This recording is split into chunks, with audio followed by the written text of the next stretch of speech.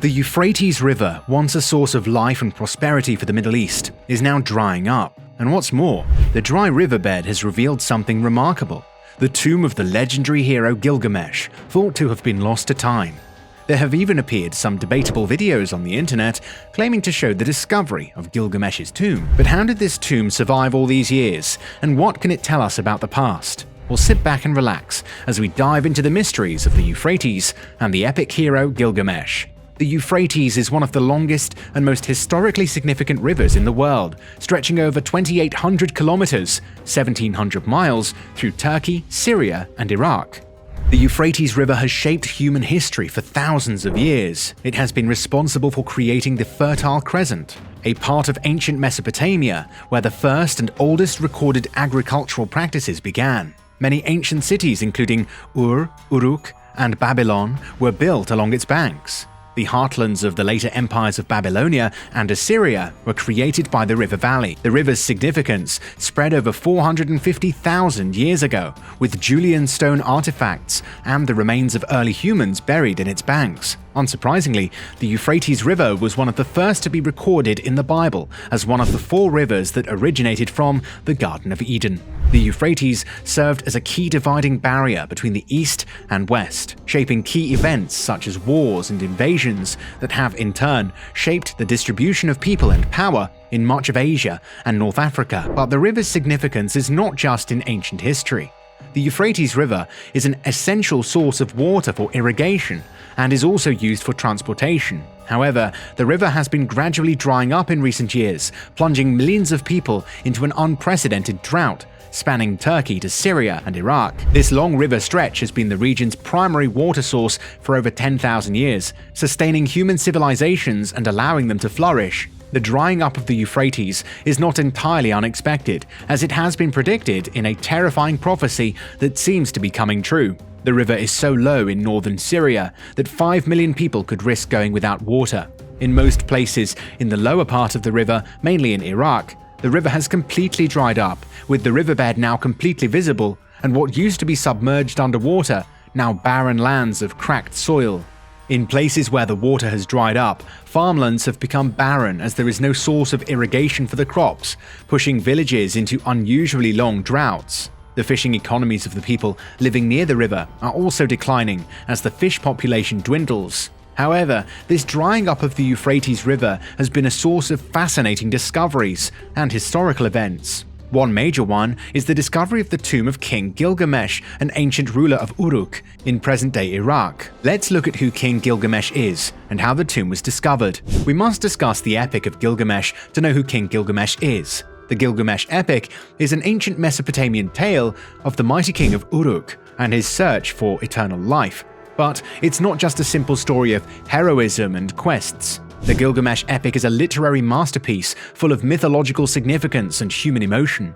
Archaeologists discovered several cuneiform texts dating back to 750 BCE that make up the Gilgamesh epic, but be aware, this text is far from simple. It's a relatively modern creation from numerous partial texts, written in different languages and found in various locations across Mesopotamia and Asia Minor.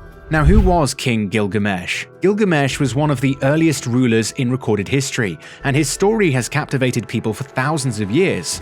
According to the ancient Sumerian and Babylonian legends, Gilgamesh was the son of a goddess and a human king, making him a demigod. He was born in the city of Uruk, located in what is now Iraq, and he became the king of the city when he was just a young man. Gilgamesh was known for his incredible strength and his striking good looks. He was tall, muscular, and handsome, and had a fierce, admirable, and intimidating spirit. The people of Uruk loved him for his bravery and strong leadership, but they also feared his impetuousness and tendency to act without thinking, so they prayed to the gods to teach him to be a kind and wise king. In answer to their prayer, the gods created Enkidu, a wild beast-like man who would become Gilgamesh's companion and guide. Together, they would embark on an adventure that would change their lives forever. When Enkidu first encountered Gilgamesh, the two men fought fiercely, each trying to prove his strength and prowess. However, they soon realized they were evenly matched and became fast friends. Gilgamesh and Enkidu embark on a grand adventure to defeat the monstrous Humbaba, Humbaba was a giant who lived in the cedar forest of Lebanon, and he was feared by all who knew of him. Gilgamesh and Enkidu led a group of 50 men into the forest, and with the help of the god Shamash, they found and defeated Humbaba. After Enkidu's death, Gilgamesh became obsessed with the idea of immortality. He embarked on a long and dangerous journey to find Utnapishtim, a mortal who had become immortal after surviving a great flood. Along the way, Gilgamesh met many strange and wonderful creatures, including a scorpion man and an alewife who gave him advice and guidance. When he finally reached Utnapishtim, Gilgamesh begged the old man to reveal the secret of immortality. Utnapishtim told Gilgamesh that immortality could not be obtained through physical means, but rather through the love and admiration of one's people. He suggested that Gilgamesh return to Uruk and live a life of wisdom and kindness, ensuring his people were safe and prosperous. Gilgamesh took this advice to heart and returned to Uruk, where he became one of the greatest kings the city had ever known. He built great walls around the city and oversaw many public works projects that made life better for his people. He became known for his wisdom, kindness, and strength, and lived on in legend and story long after his death. In 2003, a German-led expedition unearthed what could be the complete city of Uruk, including the famed king's final resting place. According to the epic, Gilgamesh was buried in the Euphrates when the river parted following his death, so archaeologists used modern technology to read differences in the magnetization of the soil, creating a magnetogram, which was then digitally mapped, effectively supplying a town plan of Uruk. What they found was astounding. Garden structures, field structures, Babylonian houses, and an incredibly sophisticated system of canals. Jörg Fassbinder of the Bavarian Department of Historical Monuments in Munich said the most astonishing discovery was the advanced canal system. The remains of such a building that could be interpreted as a burial were also found.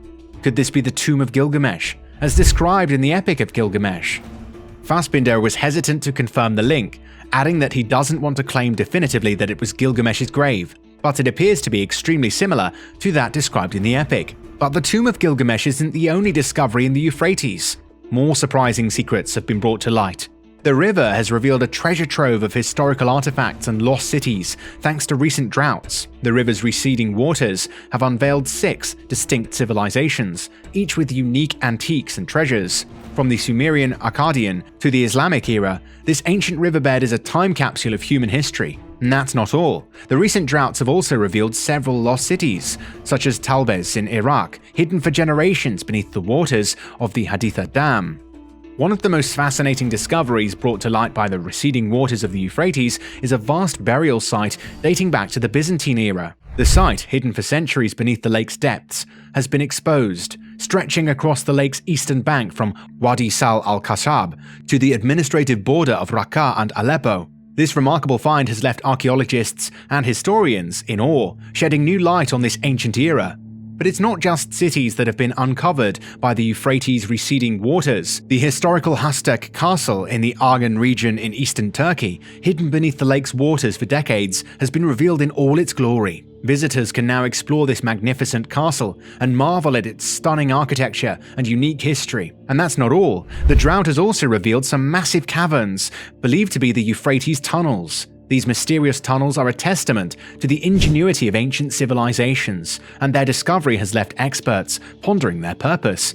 It's hard to imagine that these incredible discoveries were hidden for so long beneath the Euphrates River, which was dammed in 1968, leading to the flooding of many ancient sites along the river. However, a few monuments and artifacts were saved from destruction. The region along the Euphrates River is also home to hundreds of Syriac Christian monasteries and numerous cemeteries. Interestingly, when the sun shines and the lake water is clear, submerged cemeteries can be seen in the western district of Raqqa.